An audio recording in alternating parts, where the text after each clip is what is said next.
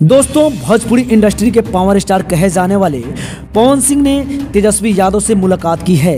मुलाकात की तस्वीरें सामने आते ही इनकी चर्चा सोशल मीडिया पर तेजी से वायरल हो रही है।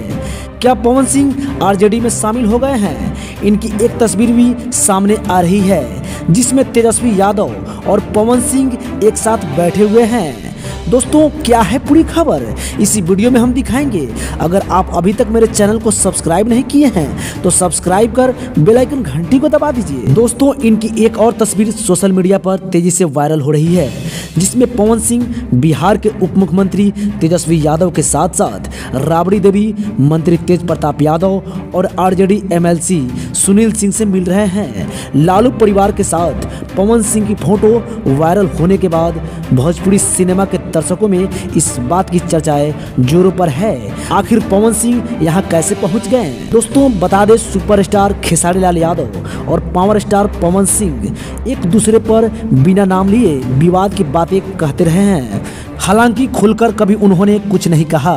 दोनों एक दूसरे को भाई ही कहते हैं। दोस्तों, बता दें, पवन सिंह तेजस्वी यादव से मिलने की बातें खेसारी लाल यादव सुनकर काफ़ी खुश हैं।